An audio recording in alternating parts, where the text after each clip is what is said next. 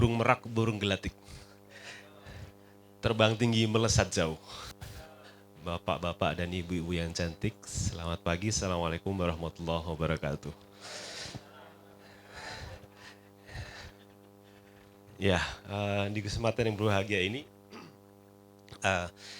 saya dapat message dari panitia untuk membawakan satu tema tentang mengembangkan keterampilan motorik individu berkebutuhan khusus atau anak berkebutuhan khusus untuk kesiapan vokasional atau bekerja. Ini satu hal yang menarik Bapak Ibu sekalian.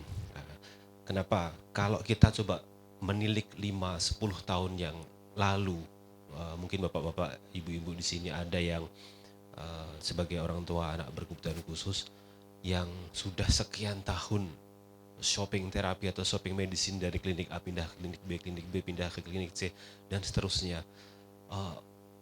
Kalau dibandingkan dengan sekarang, situasi atau jumlah klinik berkebutuhan khusus atau pusat-pusat atau center terapi berkebutuhan khusus sudah menjamur di mana-mana. Pertanyaan selanjutnya, selepas dari klinik adik-adik kita, anak-anak kita itu mau dikemanakan? Orang berpikirnya sekolah. 5-10 tahun yang lalu sekolah inklusi, sekolah berkebutuhan khusus belum banyak.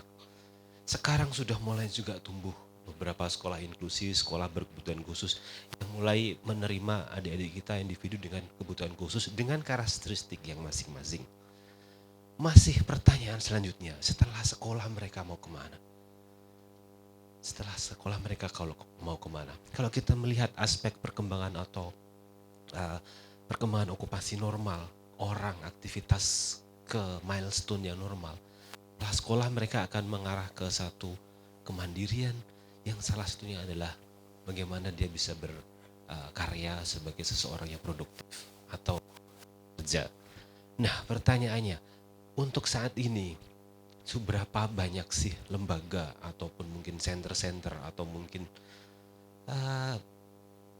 pusat-pusat terapi yang sampai berorientasi ke bagaimana mempersiapkan adik-adik kita, anak-anak kita ini untuk sampai siap mandiri dalam hal produktivitas atau bekerja.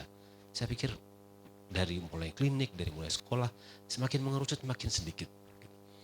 Nah, mungkin juga beberapa waktu yang lalu, Bapak Ibu sekalian, kalau datang ke center-center atau pusat-pusat terapi itu dimiliki oleh orang tua yang anaknya punya special need, mereka punya aset-aset dan sumber daya yang lain untuk membangun sebuah center, membangun sebuah pusat terapi. Kalau dipertanyakan sekarang, ada nggak ya orang tua ataupun pemerhati anak-anak berkebutuhan khusus ini sampai loncat lebih jauh lagi berpikir membuat semacam vocational training atau lembaga-lembaga yang mewadahi anak-anak ini nanti mau kemana setelah selesai terapi, setelah selesai sekolah. Mereka kan harus produktif dan secara mandiri. Artinya tidak tergantung kepada orang lain lagi dan baik secara finansial maupun secara kesejahteraan dia sendiri nantinya. Itu juga menjadi bagian, saya senang sekali topik ini menjadi bagian dari seluruh kegiatan Speakix hari ini. Dan pagi ini kembali saya akan mencoba menyampaikan kaitannya dengan aspek tadi, kesiapan vokasional atau kesiapan adik-adik kita menuju kemandirian dalam hal bekerja, dikhususkan kepada aspek kesiapan secara motorik.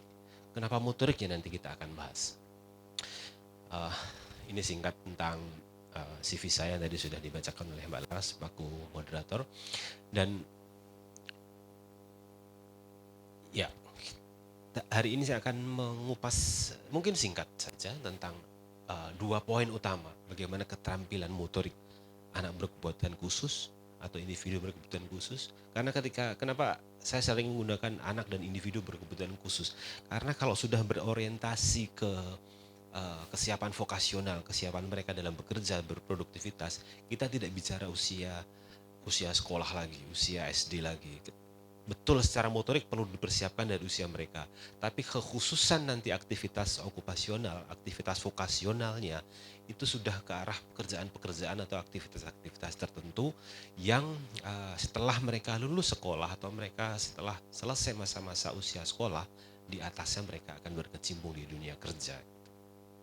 Nah kemudian bagaimana mengembangkan keterampilannya itu yang saya ingin coba highlight. Dan terakhir mudah-mudahan selepas atau keluar dari ruangan ini Bapak Ibu sekalian bisa membawa sesuatu yang berhubungan dengan bagaimana mempersiapkan adik-adik kita untuk ke arah vokasionalnya.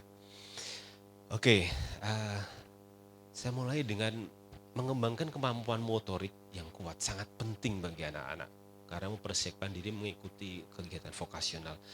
Coba kalau misalnya bukan kebetulan sebenarnya, sudah didesain sedemikian rupa. Dari kemarin sampai hari ini, saya yakin bapak-bapak atau adik-adik, saudara-saudara sekalian, keliling di booth-booth yang sedang ada pameran di depan. Atau nanti kalau misalnya ada waktu, habis ini boleh keliling lagi. Karena tidak mungkin kita sekarang keliling bareng-bareng kan. Saya jadi kayak tour guide. Berapa center yang sudah berpikir tentang vokasional?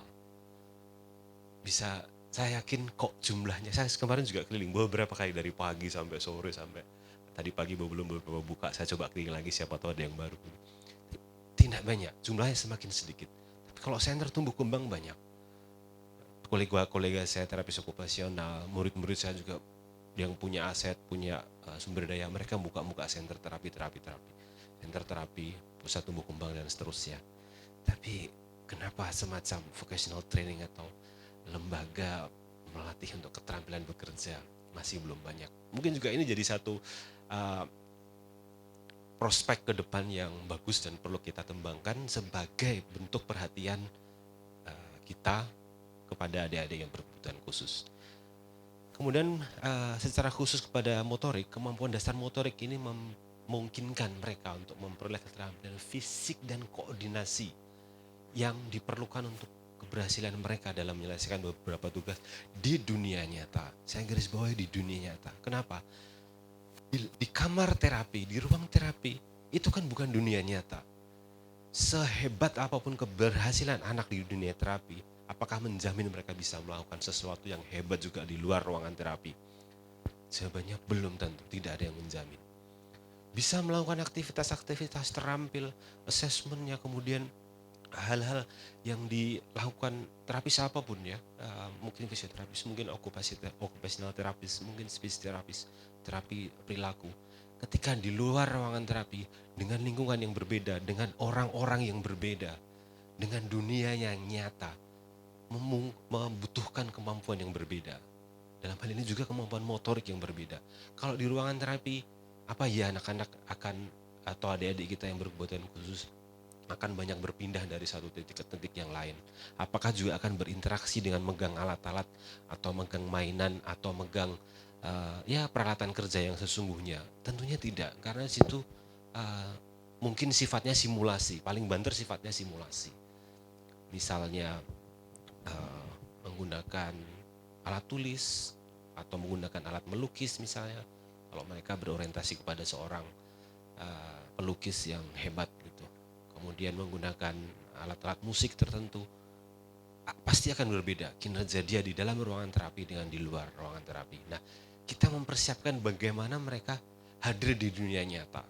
Selama di ruangan terapi simulasi, keluar juga harus secakap itu keterampilannya, kecakapannya.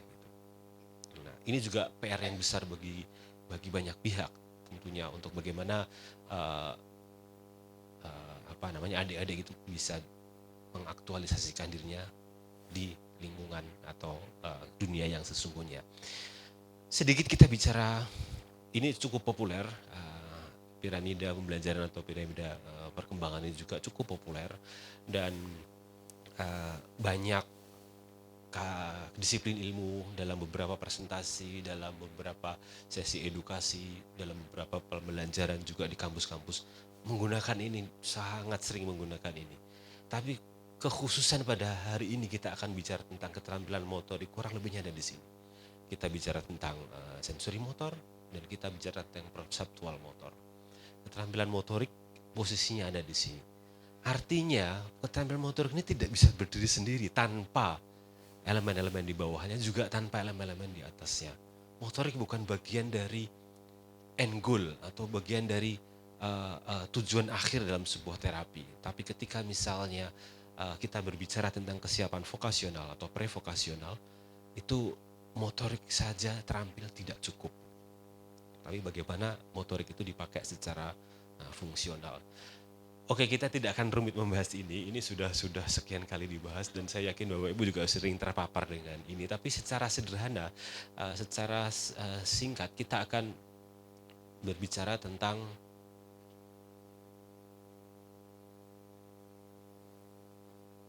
bisa dibantu slide sebelumnya, Mas.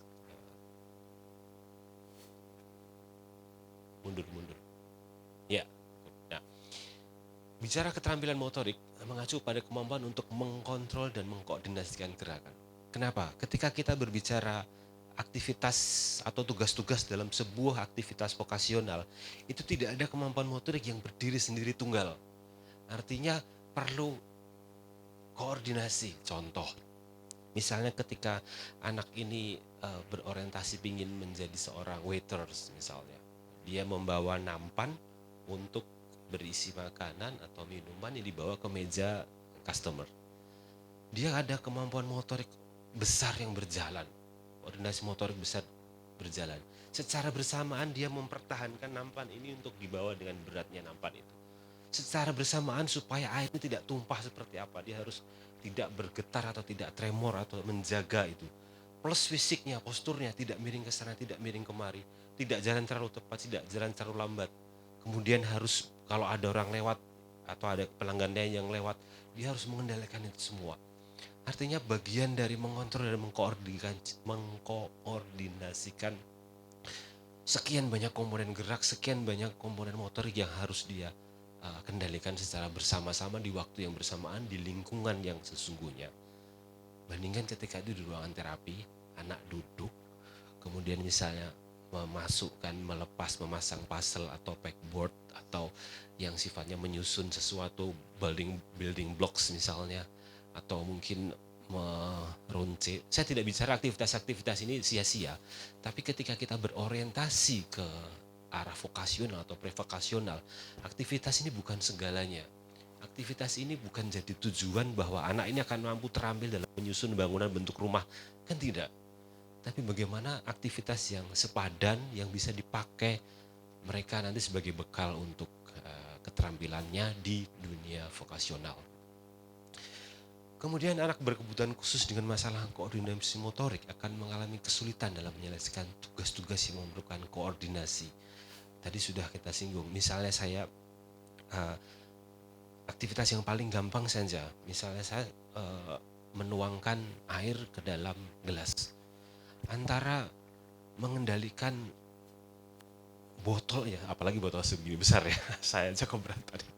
Tadi ada botol kecil di sini, saya sudah senang bisa saya pakai contoh. Ternyata diambil lagi dan disisakan yang besar. Akhirnya saya harus mempertahankan daya tahan, keluar tenaga saya lebih besar dalam memegang ini. Belum kalau menuang tidak terkoordinasi dengan baik, akan kemana itu nanti air yang saya tuang ini. Dengan tingkat kesulitan yang sangat kompleks. Antara menuang di tumpahan pertama dengan ketika botol ini sudah berisi separuh, itu kemampuan yang dibutuhkan badan kita untuk mengkoordinasi seluruh gerakan itu tentunya berbeda. Kehati-hatian, pelan-pelan, kemudian presisi, ketepatan dalam menuang ini itu juga berbeda antara tadi menuang yang pertama dengan menuang yang ketika botol hampir habis sampai pasti akan berbeda kemampuan yang dibutuhkan. Nah itu hal-hal seperti itu yang perlu dari awal, perlu dikembangkan bagaimana anak-anak ini bisa sampai ke sana. Pertanyaan kembali, apakah hal-hal seperti ini bisa dengan mudah didapatkan di ruangan terapi? Kembali, belum tentu jawabannya. Karena kalau kita berorientasi ke prevokasional atau vokasional, tentu sangat berbeda. Gerakan yang sifatnya koordinasi, gerakan yang sifatnya presisi lebih sulit lagi. Jadi kita berbicara tentang kalau presisi sudah sesuatu yang harus tepat, kalau misalnya memasukkan sesuatu kalau tidak pas, misalnya memasukkan steker atau colokan listrik ke dalam itu kalau nggak pas bisa butuh waktu lama, malah yang resiko terparah bisa kesetrum gitu. Padahal banyak sekali aktivitas-aktivitas yang melibatkan misalnya menggunakan arus listrik harus mulai dari dicolok. Kemudian misalnya belum lagi tentang aktivitas yang lebih halus lagi seperti menulis, kemudian mengetik laptop. Banyak beberapa kalau true story yang mungkin Bapak Ibu juga pernah baca, adik-adik kita dengan autism yang mereka sukses sebagai seorang penulis buku atau narasi yang cukup, ini sampai penulis novel gitu. Belum kalau kita bicara contoh lain seperti ada beberapa waktu yang lalu saya melihat adik-adik dengan kebutuhan khusus yang sukses sebagai penari balet profesional gitu. Itu lebih sulit lagi. Jangankan mereka berkebutuhan khusus dengan riwayat masalah motorik, bukan masalah ya tantangan, masalah nanti image yang kurang bagus. Dengan tantangan motorik, kita saja yang kita asumsi tanda kutip normal atau tidak punya masalah gangguan tumbuh kembang dari kecil, coba sekarang jinjit di ujung kaki dengan bergerakan berputar, dengan merentangkan kedua tangan, dengan mengikuti irama musik, dengan dilihat banyak orang, dengan suhu ruangan atau lampu yang gemerlap, apakah kita bisa mengatur itu semua? Jawabannya juga belum tentu, bahkan hampir tidak. Oke, selanjutnya masih berbicara tentang keterampilan motorik anak berkebutuhan khusus. Kalau saya terlalu cepat bisa direm, atau kalau terlalu pelan bisa diputar ke kanan volumenya ya. Tantangan atau masalah keterampilan motorik yang terjadi pada ABK, saya yakin ini sudah sangat-sangat populer. Secara umum dikelompokkan ke dalam koordinasi atau keterampilan motorik yang halus dan juga koordinasi atau keterampilan motorik yang kasar. Plus integrasi kedua-duanya. Ini secara terpisah juga tidak. Ketika misalnya ya tadi saya sampaikan contohnya yang sama-sama kita lihat di sana, barista, tidak cukup hanya kemampuan motorik halus saja, tanpa bagaimana dia mengambil gelas, bagaimana dia mempersiapkan airnya, bagaimana dia berdiri, bagaimana dia melangkah dari satu tempat ke tempat lain di area workstation-nya. Gelas ada di mana, mesin barista ada di mana, tempat nyuci gelasnya ada di mana, ada lap di mana. Itu ketika sudah bekerja, belum persiapan dia ketika mau bekerja. Persiapannya misalnya harus menggunakan celemek yang untuk barista itu, bagaimana dia mempersiapkannya, kemudian termasuk bagaimana dia menuju ke tempat kerja, serba kompleks. Artinya kita tidak bisa hanya fokus juga kepada salah satu keterampilan mana yang anaknya paling dominan. Kita mesti memilah-milah, kita juga pada akhirnya akan mengintegrasikan antara kemampuan motorik halus dengan kemampuan motorik kasar sesuai dengan aktivitas vokasional yang ditargetkan. Ketika kita berbicara pada anak ini, kita akan arahkan ke arah barista. Berarti kita sebagai orang tua, lebih terapis gitu, mesti membreakdown secara detail aktivitas yang dikerjakan oleh seorang barista itu apa, tahapan komponennya dan seterusnya. Nanti juga kita bahas di belakang. Ketika kita bicara satu jenis pekerjaan, misalnya juga di Jepang juga ada membatik atau mendekorasi kain gitu ya, dalam bentuk entah itu sapu tangan, entah itu semacam tote bag gitu. Jadi dia dekorasi di depan itu ada beberapa 1-2 booth saya lihat yang melibatkan mereka. Itu kan juga perlu satu kemampuan bagaimana dia menggunakan alat, bagaimana berinteraksi dengan sekian banyak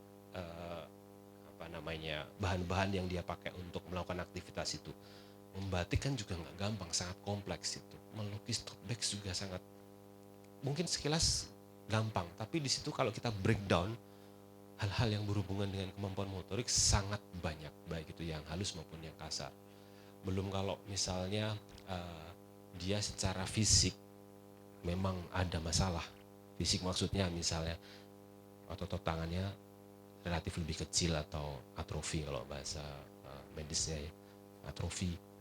Itu pasti akan berhubungan dengan seberapa dia kuat, seberapa dia daya tahannya, kekuatannya dalam menggenggam, dalam memegang sesuatu, itu akan berhubungan dengan itu lagi. Belum berbicara tentang komponen-komponen sensorik yang lain. Seberapa sensitif dia ketika misalnya menyentuh cat air yang lembek-lembek atau berair atau cenderung bikin messy atau berantakan gitu dengan warna-warni. Dan itu dia lihat. Artinya secara visual dia ada informasi sensori visual yang akan mempengaruhi juga nanti bagaimana kinerja dia dalam melakukan aktivitas membatik atau mewarnai tote bags. Kemudian yang kedua, koordinasi tangan dan mata yang terganggu. tidak bisa dilepaskan juga. Di awal kami sampaikan juga bahwa motorik ini tidak berdiri sendiri. Ketika misalnya kita menutup mata, semua bisa dikerjakan secara gerakan tangan dan gerakan kaki dengan gerakan tubuh kita, tentunya tidak berdiri sendiri. Melibatkan juga tangan, koordinasi antara fungsi visual juga dengan motorik. Contohnya dalam menangkap atau melempar dalam hal aktivitas okupasional, mengambil atau meletakkan alat-alat pekerjaannya. Dan ketika ini tidak terjadi dengan baik atau tidak dilatih dengan baik atau tidak bisa dikerjakan dengan berhasil, aktivitas yang simpel saja, meletakkan sesuatu di tempatnya. Padahal kita bicara motorik tapi kaitannya secara menyeluruh seperti itu ketika bicara aktivitas vokasional. Dan yang tidak kalah penting juga adalah common problemnya ketangkasan atau dexteritas yang terganggu, yang akan mempengaruhi, pasti akan mempengaruhi dalam aktivitas vokasional. Yang paling contoh, paling mudah, membuka atau menutup botol misalnya, kemudian ya, misalnya dia berhubungan dengan mengikat dan menggunting, itu kan juga keterampilan motorik halus tapi berhubungan dengan kemampuan visual, berhubungan dengan bagaimana dia memanipulasi objek atau alat kecil dalam bentuk gunting, belum resiko karena gunting itu tajam dan seterusnya. Sekilas kita melihat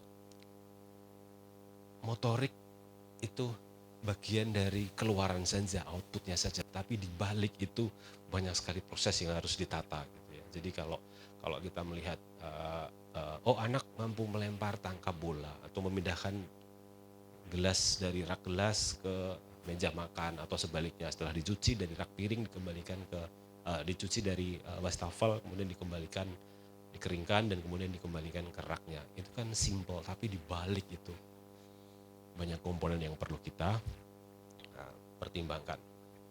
Selanjutnya bicara tentang koordinasi motorik yang lebih menggunakan otot-otot yang besar tadi. Common problemnya gangguan keseimbangan. Kita berbicara tentang bagaimana menggunakan otot-otot yang lebih besar, gangguan motorik kasarnya dalam hal berjalan, berlari, memanjat, melompat. Beberapa tipe pekerjaan ada yang melibatkan perpindahan dari satu tempat ke tempat yang lain. Kemudian bisa jadi perpindahan dari satu tempat ke tempat yang lain itu secara lingkungan fisik, secara kasat mata, area yang dia harus pindah dari titik A ke titik B itu tidak serata, tidak selurus, tapi dia harus melewati sini, harus ada di tengah-tengah perabot meja, kursi misalnya, harus kembali belok ke sana, kemudian meletakkan sesuatu. Mengambil juga begitu, harus kembali ke sini, ke sana. Belum kalau ada trap, dia harus melangkah naik ke atas. Nah, kemampuan-kemampuan seperti itu mesti juga perlu digali pada anak dan dikembangkan pada anak-anak dengan kebutuhan khusus. Khususnya saya pernah mengunjungi beberapa sekolah berkebutuhan khusus di Jepang, di Tokyo dan di luar Tokyo juga. Mereka punya simulasi kafe. Dan isinya memang anak-anak berkebutuhan khusus. Mulai dari area dapur yang ada di situ, bagaimana mempersiapkan apa yang dipesan oleh customer, kemudian area cucinya, kemudian juga di situ ada area kasir dan juga ada beberapa yang berperan atau sedang dilatihkan kemampuan dalam waiter, bahkan sampai yang di depan menyapa pelanggan pada saat masuk kafe. Kami dengan beberapa teman di sana disimulasikan sebagai tamu. Memang kami tamu dan memang kami disuguhi dengannya sesungguhnya. Kami datang disapa, kemudian dicari ke tempat duduk, silahkan berapa orang, diantar ke tempat duduk, kita didudukkan. Mereka mengambil menu, jalan, ambil menu. Dan adik-adik ini masih didampingi oleh supervisor dan terapisnya juga, didampingi. Tamu diminta untuk memilih menu, kemudian dia dapat dibawa ke belakang, ke area kitchen, dibuat sampai diantarkan kembali. Di situ saya sempat terenyuh juga sampai pada akhirnya makanan dan minuman itu datang, kita makan dan nikmati sambil ternyata bisa ya mereka sampai sedetail ini dipersiapkan, lingkungan yang hampir lingkungan sesungguhnya. Meskipun masih di sekolah buat khusus, tapi settingnya sudah setting cafe, tempat duduknya, semuanya sudah setting cafe. Dapurnya, kitchennya, gitu. Dan masih didampingi. Itu cukup keren. Dan ya, kalau kita bicara tentang gangguan keseimbangan misalnya, tidak sesimpel ini ya. Kalau kita mungkin pernah ganti kacamata dengan minusnya udah nambah, ketika misalnya kita nambah ganti pertama, mungkin kita jalan di tempat rata saja bisa kesandung karena permukaan ini seolah-olah lebih tinggi atau nggak sama, padahal rata. Saya sendiri pernah seperti itu, ganti kacamata, jalan saja, apalagi naik turun tangga, itu jatuh kayak terjungkal. Kemudian misalnya kita lanjutkan dengan koordinasi dan postur juga ya. Kesulitan dengan koordinasi dan postur tubuh dapat mempengaruhi aktivitas anak dalam posisi duduk atau berdiri. Misal,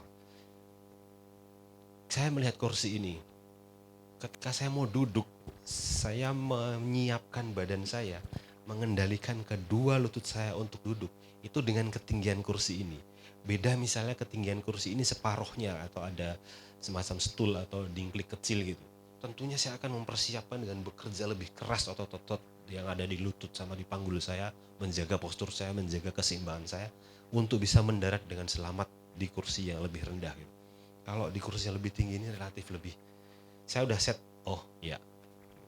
Tapi ketika tadi misalnya harus duduk di tempat yang lebih rendah, akan sangat sulit. Belum lagi kalau misalnya, nah kebetulan sekarang ada suatu ruangan duduk bersandar. Coba masing-masing kita duduk tanpa sandaran. Coba maju, jangan bersandar Bapak Ibu sekalian. Maju bersandar. Di saat Bapak Ibu merubah posisi bersandar, itu juga memerlukan kemampuan otot yang ekstra untuk mempertahankan keseimbangan, membawa melepas sandarannya. Coba misalnya memegang mata kaki kanan, mata kaki sebelah luar yang kanan, dalam posisi sekarang duduk. Dipegang dalam posisi seperti ini. Oke, silakan kembali. Dalam posisi seperti itu, Bapak Ibu sekalian merubah pusat gravitasi di tubuh kita untuk menyesuaikan dengan aktivitas yang akan dituju. Artinya di saat yang sama Bapak Ibu sekalian mempertahankan untuk tidak terjungkal ke depan. Bayangkan ketika satu tipe jenis pekerjaan, misalnya mendekorasi kue atau donat, yang kita lihat juga ada di salah satu booth di sana kalau saya tidak salah kemarin. Ketika dia ada kue yang harus sudah didekorasi, kemudian ada beberapa alat yang dia harus menjangkau. Ketika sudah selesai dia harus taruh di sebelah sana lagi. Dapat donat atau kue yang baru untuk didekorasi lagi. Dia dalam merubah posisi secara statik dan dinamik ini kan cukup harus mempunyai kemampuan yang cukup. Sesimpel ini, sesimpel merubah posisi duduk secara dinamis. Ini juga punya satu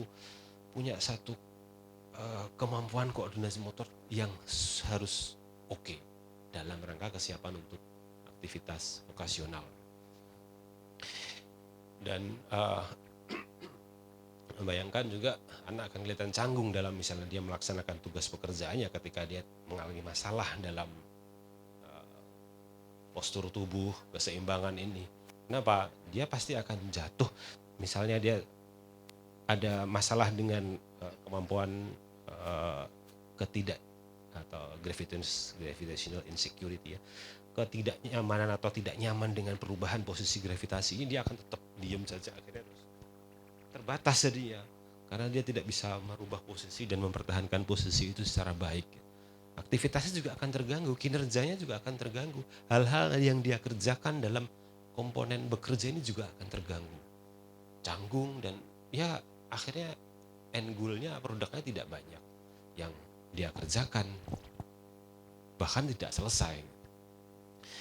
Nah kemudian kita bicara stamina dan daya tahan yang rendah, itu juga jadi common problem, memengaruhi kemampuan anak dalam aktivitas fisik yang lama dan berulang. Lama ini kita bicara durasi.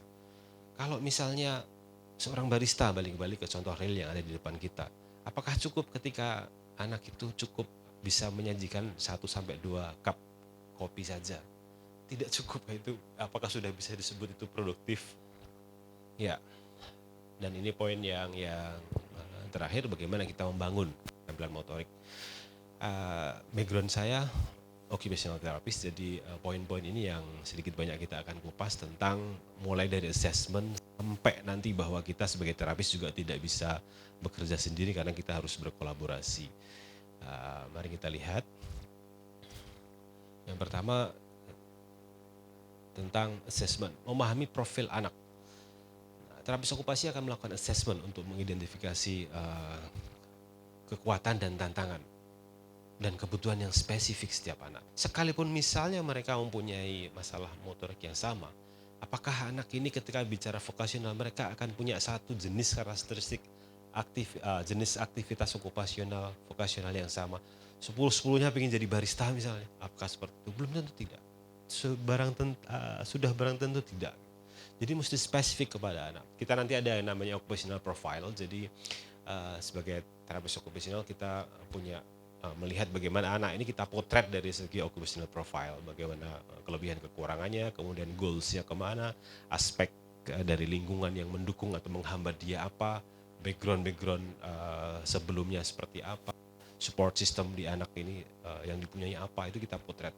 Bayangkan kalau satu anak aja punya profil okupasional yang sedetail itu, apakah dengan 10 anak bisa kita pastikan dia punya profil yang sama? Pasti tidak.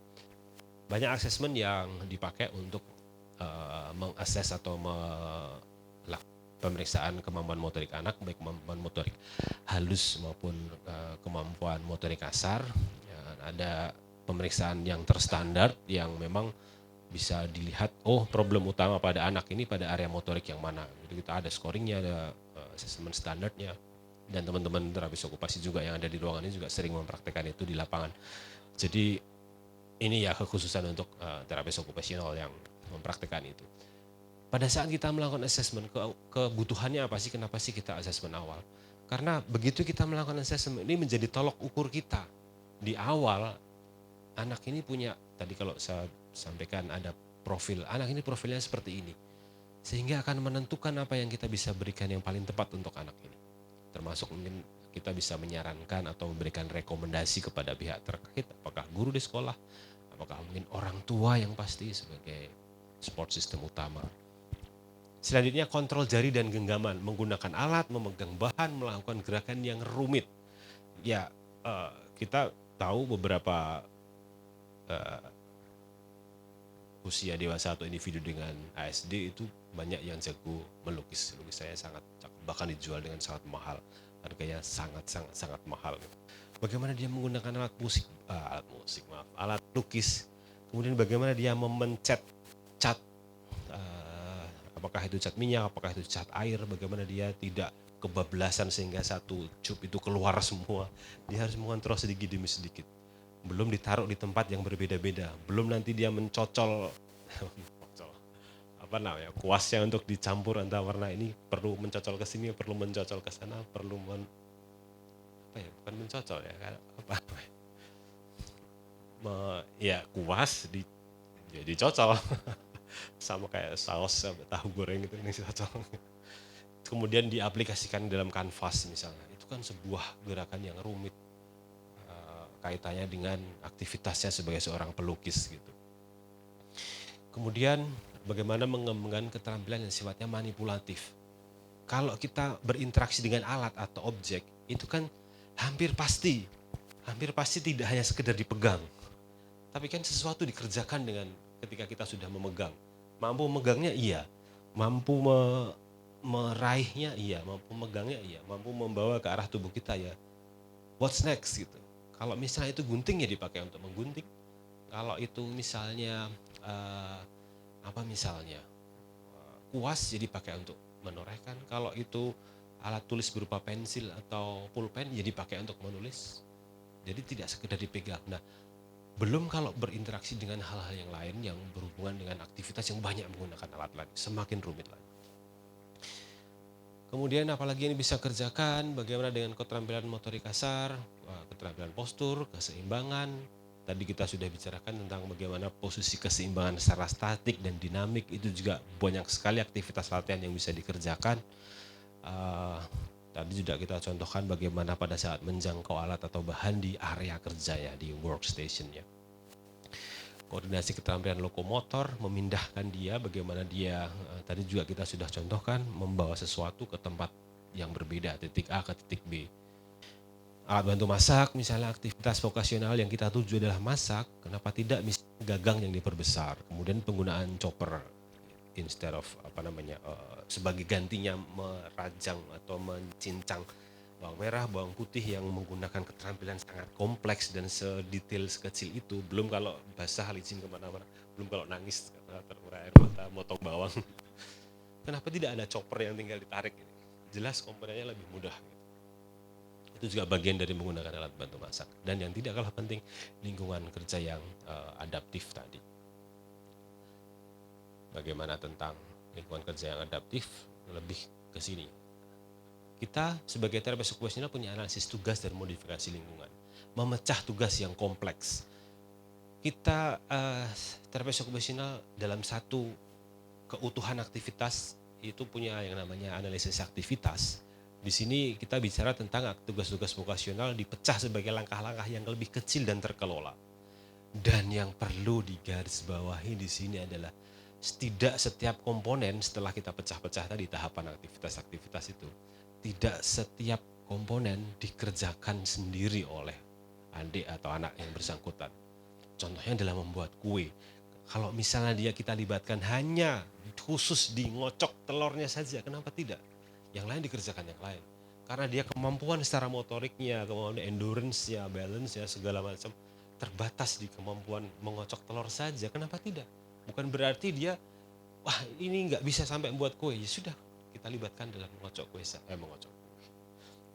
telur saja, kenapa tidak? Setelah dipecah-pecah tadi komponennya, ketemu di mengocok telur, oke, adik ini kita poskan di mengocok telur dengan profil okupasionalnya, oke, kamu tepat di mengocok telur, mecah buka kocok, mecah buka kocok, mecah buka kocok. Kita sepinter-pinternya memotret profil okupasional anak tadi juga perlu informasi yang mendalam dari orang tua. Sebaliknya, ketika kita sudah punya sebuah program tanpa keterlibatan orang tua untuk mendeliver program ini di rumah dalam bentuk program, ya akan sia-sia. Ketemu dengan kita berapa lama sih adik-adik itu? Tapi ketika di rumah ada caregiver atau ada orang tua, dia akan lebih bisa mendeliver program kita itu lebih lama lagi di lingkungan yang sesungguhnya. Guru juga begitu, kalau misalnya adik-adik kita masih di usia sekolah, masih di sekolah, kita juga terlibat ke sana, rekomendasi-rekomendasi yang kita berikan.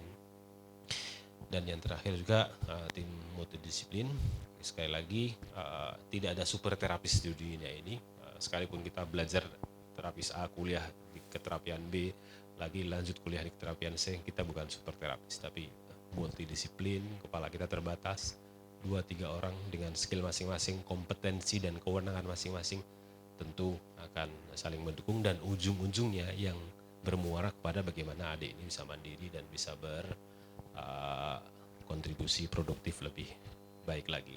Yang terakhir, saya berharap ini sebagai take home message yang keluar dari ruangan ini, kita punya pemahaman bahwa motorik, ya kita sadar penting bahwa keterampilan motorik adalah bagian yang penting dan mendasar untuk mempersiapkan individu berkebutuhan khusus dalam area vokasional. Namun bukan satu-satunya faktor dan multifaktor atas bawah tadi dalam segitiga piramid tadi. Tanpa motorik bagaimana kita mau bekerja, bervokasional, berproduktif.